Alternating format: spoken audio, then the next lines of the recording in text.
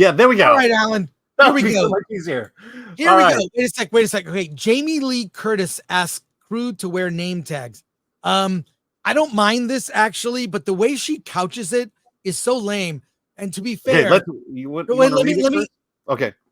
Okay. So when I worked at G4, I used to go in once a week to do DVD Day. I would come in like maybe twice a week. I'd do some other things there, meetings and whatnot. But I was there and I didn't know everybody on the crew. So I get to know, like, there's the AD, there's the director. I know this person. I know this producer. I know, of course, the hosts. But I didn't really know everybody on the crew, the art department. I'd have to ask people's names. Kevin Pereira knew everyone's name.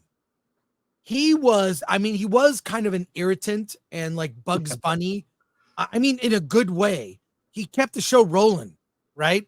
And he knew his role off camera.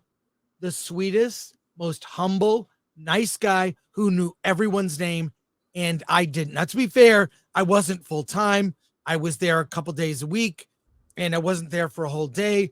But so I understand from her perspective when you have a big film crew of like 200 people. I mean, to be with Attack of the Show was like maybe 40 people, 50 with freelancers and whatnot. But I get this, but the way she couches it is weird. Alan, if you would read the story, Jamie Lee Curtis asked crew to wear name tags. All Explain. Right.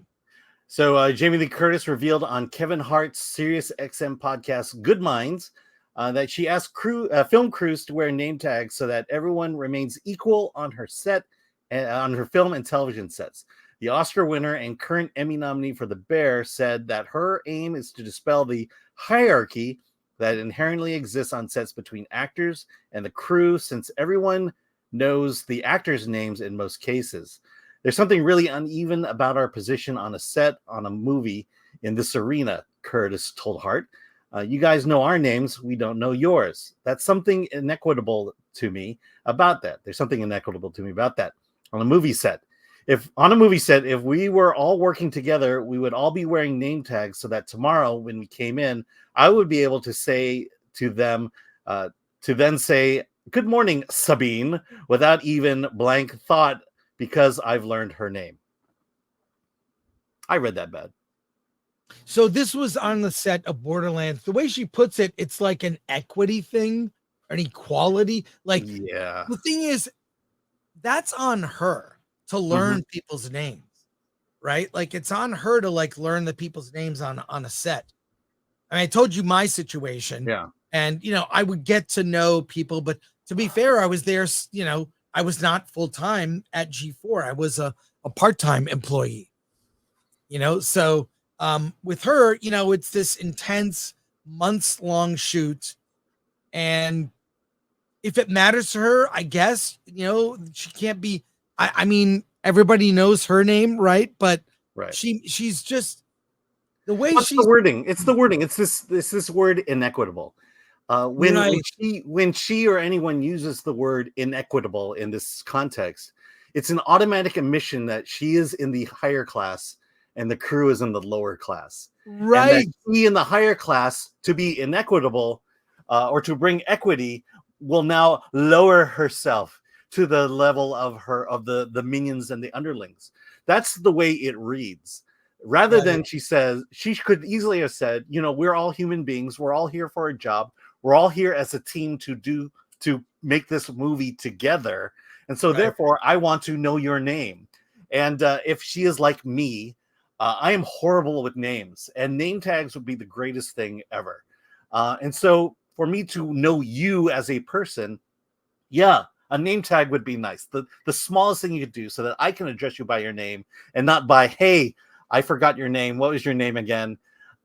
So my point is, just to bring up the word inequitable just says that she already sees herself as a higher class than the rest of the crew. Exactly. And to be fair, I am like you. I am bad with names. I know faces. I'm like, hey. And I did years ago, knew Sam Raimi back when he was in Michigan. He was this famous local filmmaker. He was super nice. Sam Raimi lent me a camera when I was in college to make a 16 millimeter movie. And I met him many times at Rob Tappert. They had a small office in Ferndale on 9 Mile Avenue. And I had an office on like 11 Mile. And they were really cool. Sam Raimi is famously bad with names, but he knows people. So his trick was just to say, hey, pal, hey, buddy. He would just say, pal. He'd say, oh, I recognize you. Hey, pal. But he wouldn't always get names right. But I don't think Sam Raimi ever put himself above anybody. But his solution was just to acknowledge people and say, hey, hey, pal, hey, buddy. He always did that. I mean, whatever. But the way she couches it is like a weird sort of, I don't know. But I do like Jamie Lee Curtis a lot. But lately she's said some horribly weird things. Well, it is election season, by the way. Hey, wait, give her some credit. We'll talk about Borderlands later. Her cleavage is on point. It's been on point for a very long time. Her cleavage is on point. So, I remember it was my birthday. I was underage, and I wanted to see Trading Places so bad. And my cousin, for my birthday, took me to see Trading Places. And thank you, Jamie Lee Curtis. There is a topless scene with Jamie Lee Curtis in Trading Places. Yes. And it is glorious. Well, it's there fabulous. It is fabulous. Just to piggyback on all this, it's like, I love meetups. I love going to meetups. And we have fortunately been able to have 2 big Film Threat meetups. And it's funny because it's like, I know everyone's chat name, but I have zero connection with the face. Yeah. Like I just met. I met Master of the TDS at the last one, and I forgot his real name, but all I know him as is Master of the TDS. But at least now I know what he looks like. Well, there you go.